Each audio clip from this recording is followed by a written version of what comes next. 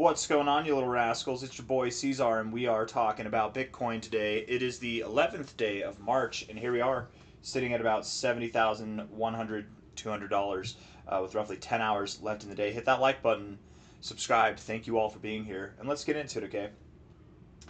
We have done a whole lot of nothing since the 6th of February.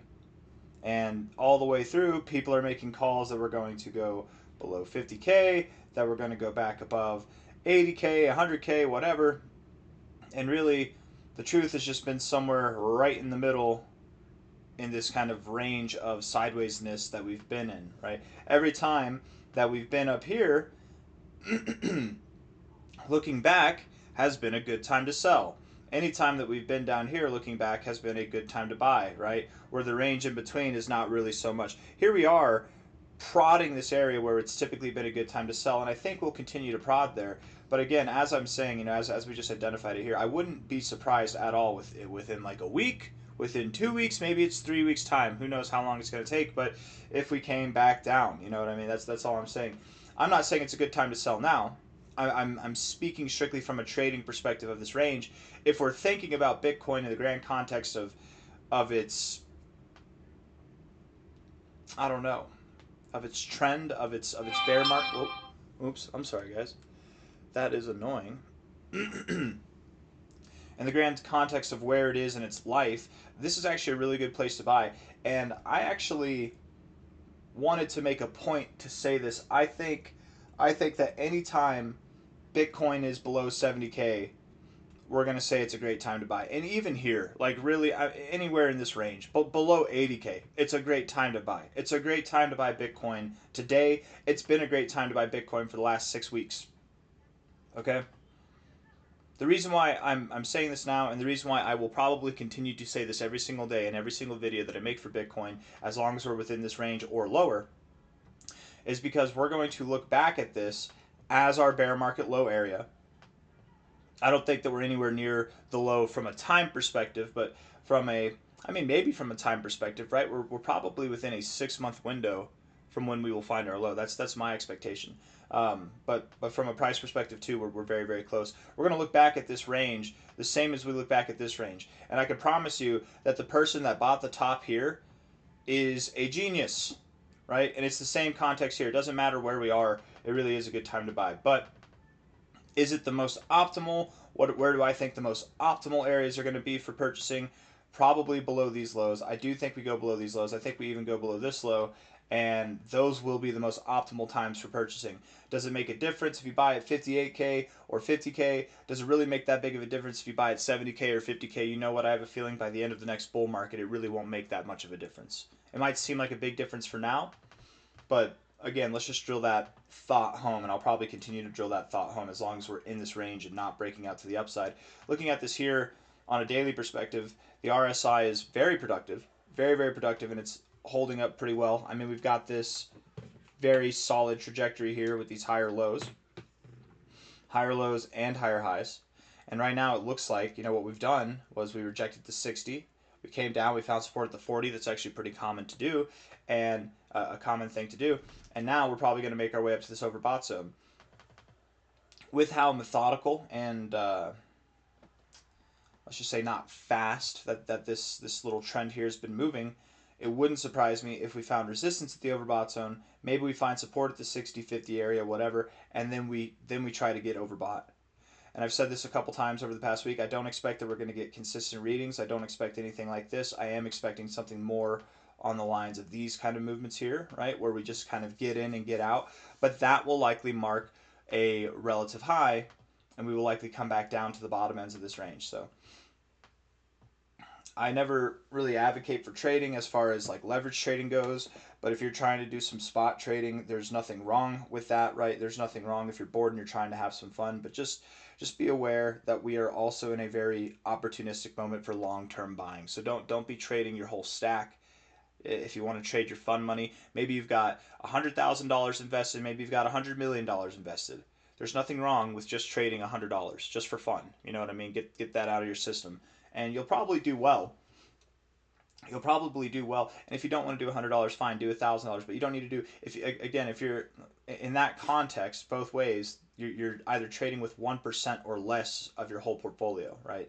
You should not be trading. This is the moment where you can set yourself up for a generational buy that will look genius over the years to come. Don't mess it up by trading your whole stack. That's just my thoughts. If your whole stack is $1,000 and you want to trade $100, okay, that's 10% of your portfolio. I guess that's okay because most of us, no matter what our financial level is, we can probably all make $100 this week, right? You know, like even if we've got, unless you're like really in the hole and you're just like every single cent matters, you're probably not even investing or watching this video anyways. But anyways, here we are. Getting back to the thought here, right? I don't really like to talk about trading too much because I don't like to encourage it, but because most people who do try to trade will lose. But understanding where I'm coming from here, I think we'll be sideways until May or June. All these high prices will be obvious buying or selling points. All these low prices will be obvious selling points. It's not the biggest range, but you can have some fun nonetheless in what will just be a very boring time. Anyways, looking at this on the 1 hour time frame here, the stock market opens. It should open up at about 25 minutes here. Getting a little bit of volume, a little bit of volatility, right? We pumped up, we came back down, big wick, a little bit of a body, nice volume here. We are in double top territory. This double top can be a slightly lower high. It can be a slightly higher high or an even double top. This could be a moment where we break out, we move higher. You know, Bitcoin's been very treacherous lately. To me, it looks like we've just broken out of this right here. And I think it's not just to me that it looks like that, probably to a lot of people. So I wouldn't be surprised if we came back down. And really, we were never in this consolidation phase, but right now we're just establishing the top end of our channel overall. That's what. So I would think that we do come back down. We might even see a lower low, but we'll see. Let's look at the. I'm saying that without even looking at the indicators. Let's see. I mean, that kind of looks good. That kind of does look good, honestly. And the stochastics look fine. You're actually right at a good place to bounce on the MACD as well. Maybe I'll eat those words. Maybe we do continue to move up. That actually, this all does look good. As long as we are above 69, I would say $69,000. I think that we're moving up. But if we go below, I would even say if we go below like 69.4K, we're probably going lower. 69.4, we're at $70,300 now. So not even $1,000 to the downside. We'll probably go lower. But on a closing perspective, not a wicking perspective, a closing perspective, okay? If we close below 69.4K, we probably do go lower. And whenever I say probably go lower, that doesn't mean that we're going terribly lower. Maybe. I just, I mean lower, however much lower it is. Let's actually look at this on a fib perspective before we move on to the 4 hour. I mean, you're literally right at a make it or break it point.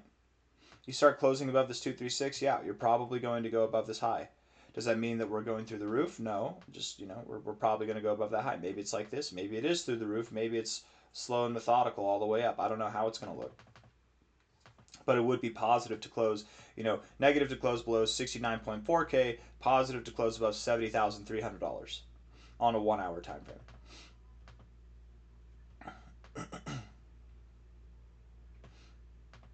I don't mind it here, but the fact that we found resistance right here at the 236 does make me think we could come down a little bit lower.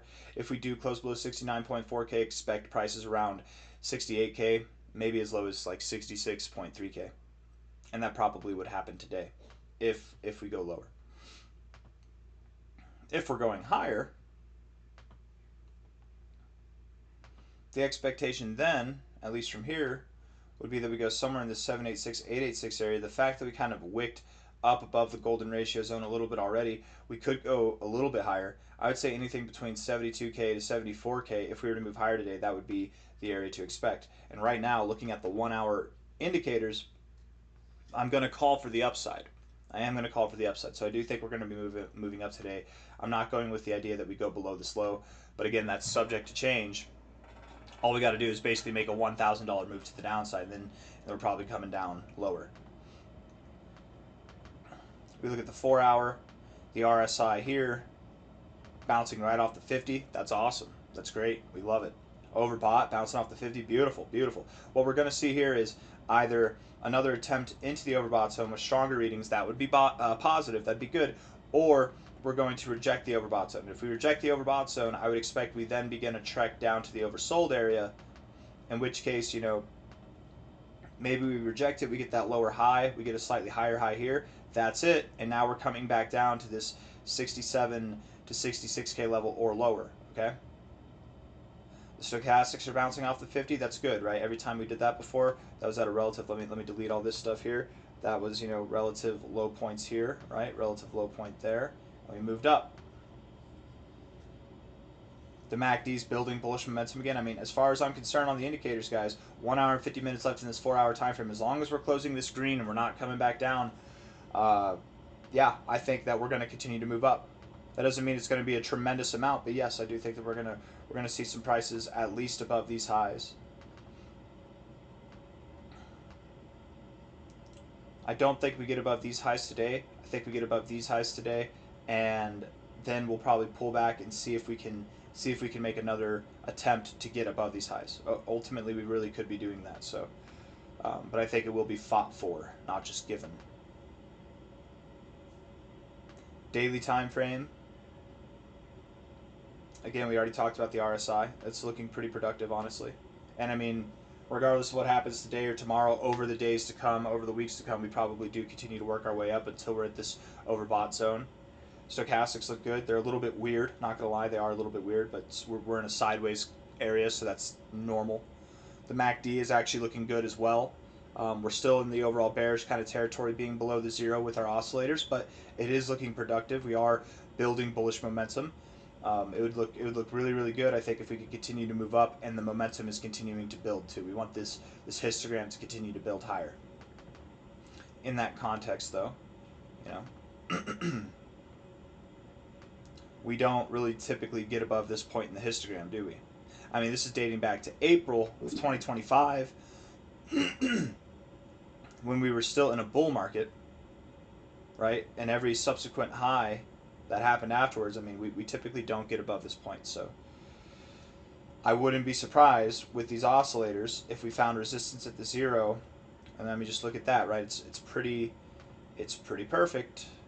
Pretty perfect, and maybe not right at the zero, maybe a little bit above the zero like we did here, but I would expect then with that in the MACD, with the overbought zone and the stochastics to come, with the overbought zone and the RSI to come, sometime probably, you know, next week or the week after, we will find a point at which to turn around. The noise from the day-to-day and in between, you know, we might do a little bit of this or that, whatever, but I do assume that we will be moving higher overall. I do assume at this point that we would see prices above this high before we see prices below this low. I'm very confident in that. I don't really have anything else to say. It's not the most exciting stuff, but that's it. So if you guys like the video, hit that like button, subscribe. Thank you all for being here. Low to high here. We do look a little bit productive. We have seen a little bit of a productive shift here. You know, getting higher highs, getting higher lows, and finding support at each of these subsequent fib levels as we go higher. Instead of closing support, we found wicking support, and then we found closing support here. We found resistance here. I wouldn't be surprised we get above it, and then we find support here. You know, and then maybe we even try a little bit higher. I do not expect that we get above these prices here. I'm not expecting that we get above 80K. But something, you know what I do expect is when we're above this high, I expect everybody's going to be ridiculously bullish. And, well, you know what that means. I'll see you on the next one. Take care. Bye-bye.